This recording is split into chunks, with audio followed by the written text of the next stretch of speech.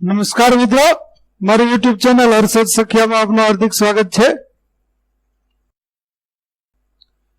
મિત્રો, આજે આપણે હિન્દી ધોરણ 7 નો પાઠ 5મો કે જે પ્રથમ સત્રની અંદર આવે છે, જેનું નામ છે હિન્દ દેશ કે નિવાસી, તેના સ્વાધ્યાયના પ્રશ્નો અને જવાબ વિશે શીખવાના છીએ। જો તમે હજુ સુધી મારી ચેનલને સબસ્ક્રાઇબ ન કરી હોય तो चैनल ने सब्सक्राइब करो, वीडियो सारो लगे तो लाइक करो, शेर करो और बेल नोटिफिकेशन ऑन करो, जेथी मारा आगळना तमाम वीडियो तमने सरलताथी मळता रहे। तो चलो मित्रों शुरू करिए पाठ 5मो हिंद देश के निवासी। सर्वप्रथम अभ्यासना प्रश्नों જોઈએ। तो प्रश्न 1, निम्नलिखित प्रश्नों के उत्तर दीजिए। पहला प्रश्न, हमारे देश की क्या विशेषता है?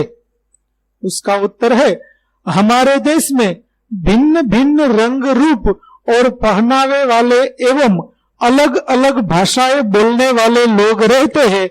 इसके बावजूद यहाँ के लोग एक है। इस तरह विविधता में एकता ही हमारे देश की विशेषता है।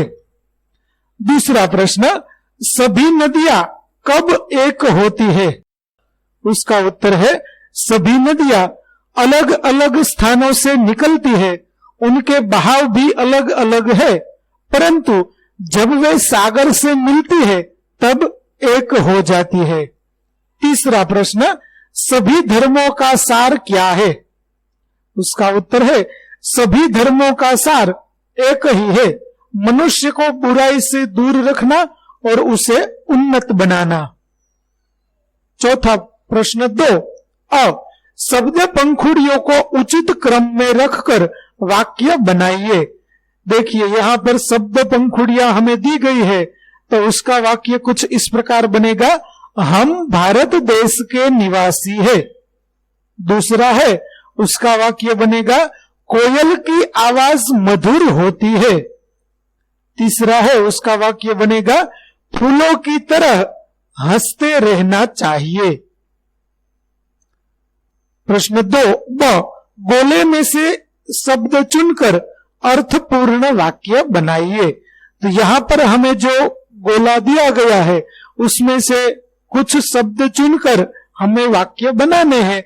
जैसे कि उदाहरण के तौर पर सोहन पढ़ रहा है, तो ऐसे ही हम अन्य वाक्य बनाएंगे।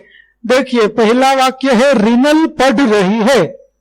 दूसरा वाक्य, रिनल खेल रही है। तीसरा वाक्य, मेघा पढ़ रही है। चौथा वाक्य, मेघा खेल रही है। पांचवा वाक्य, हरेश पढ़ रहा है। छठा वाक्य, हरेश खेल रहा है। और सातवां वाक्य, सोहन खेल रहा है। इस प्रकार गोले का उपयोग करके हम अर्थपूर्ण वाक्य बनाएंगे। प्रश्न 3, काव्य पंक्तियों का भावार्थ समझाइए। हिंद देश के निवासी सभी जन एक है, रंग रूप वेश भाषा चाहे अनेक है। तो इसका भावार्थ कुछ इस प्रकार है, भारत देश में रहने वाले लोगों के रंग रूप पहनावे और भाषाएं भले ही अलग अलग हो, परंतु वे सब लोग एक है। यहाँ रहने वाले सभी लोगों की मातृभूमि भारत ही है। प्रश्न 4, औरत और लड़की के स्थान पर क्रमशः आदमी और लड़का रखकर परिच्छेद फिर से लिखिए। तो यहाँ पर हमें एक परिच्छेद दिया गया है, उस परिच्छेद में हमें जहां पर औरत आता है वहां आदमी लिखना है, और जहां पर लड़की आता है वहां पर लड़का लिखना है, और उसके मुताबिक कुछ फेरफार हमें करने पड़ेंगे, वह फेरफार हम बदलाव कर देंगे। देखिए कुछ इस प्रकार से लिखा जाएगा, एक मोटा आदमी जा रहा था, पीछे पीछे एक लड़का चल रहा था। लड़का छोटा और पतला था। आदमी को पता चला तो घूर कर बोला, ए लड़के मेरे पीछे पीछे क्यों चल रहा है? लड़का भोलेपन से बोला, मैं तो केवल छांव के नीचे चल रहा था। इस प्रकार औरत की जगह आदमी और लड़की की जगह लड़का शब्द रखकर हम परिच्छेद को फिर से लिख देंगे। यहां पर अभ्यास जो है वह पूरा होता है। अब हम स्वाध्याय के प्रश्न देखते हैं। पहला प्रश्न है निम्नलिखित प्रश्नों के उत्तर दीजिए, जिसमें पहला प्रश्न है हिंदवासियों में कैसी विविधताएं है।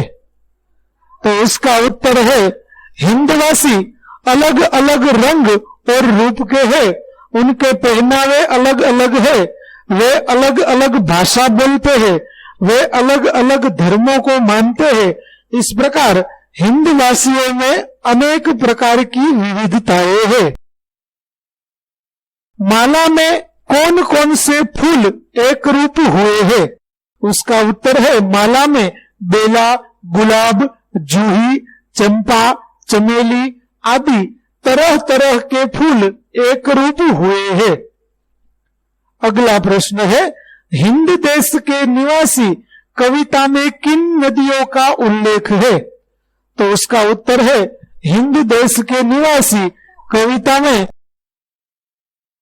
इन नदियों का उल्लेख है गंगा, यमुना, ब्रह्मपुत्र, कृष्णा और कावेरी। चौथा प्रश्न नदियों से हमें क्या संदेश मिलता है। उसका उत्तर है हमारे देश में अनेक नदियां हैं, उनके उद्गम स्थान अलग अलग है, वे अलग अलग मार्गों से बहती है, लेकिन अंत में वे सागर में मिलकर एक हो जाती है। इन नदियों से हमें यह संदेश मिलता है कि जैसे नदियां अलग अलग होकर भी एक हो जाती है, उसी तरह हम भारतवासी अलग अलग होने पर भी एक होकर रहे। प्रश्न 2 कोष्टक में से जो शब्द समानार्थी नहीं है उस पर चिन्ह कीजिए और समानार्थी शब्दों का वाक्य में प्रयोग कीजिए।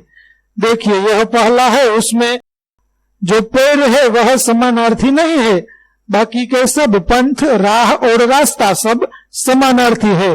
तो हम पंथ का वाक्य बनाएंगे यह पंथ सरल नहीं है। राह का बनेगा मुझे नई राह मिल गई, और रास्ता का बनेगा यह सीधा रास्ता है। दूसरा है उसमें कांटा जो है वह समानार्थी नहीं है, तो हम वाक्य बनाते हैं कुसुम, यह चमेली का कुसुम है। दूसरा है पुष्प, तो कमल के पुष्प जल में होते हैं। तीसरा है फूल, यह कितना प्यारा फूल है। उसके बाद हम अगला बनाएंगे, उसमें आम है वह समानार्थी नहीं है, तो हम वाक्य बनाएंगे अनूठा, यह चर्चा के लिए अनूठा विषय है। दूसरा है अनोखा, तो उसने अनोखा रास्ता पकड़ा। और तीसरा है निराला, तो आपका हर ढंग निराला है। चौथा है उसमें स्त्री जो है वह समानार्थी नहीं है, तो हम उसके वाक्य बनाते हैं जन, तो कोटि कोटि जन तिरंगे को वंदन करते हैं। उसके बाद है मनुष्य, तो दुनिया में हर तरह के मनुष्य है। और तीसरा है मानव, तो जिसमें मानवता हो वही मानव है। તો અહીં આપણું પાઠ 5નું સ્વાધ્યાય છે તે પૂરું થાય છે। આગળના પાઠના સ્વાધ્યાયના વિડીયો મેળવવા માટે મારી ચેનલને જરૂરથી સબસ્ક્રાઇબ કરો। વિડીયો જોવા બદલ આપનો ખૂબ ખૂબ આભાર।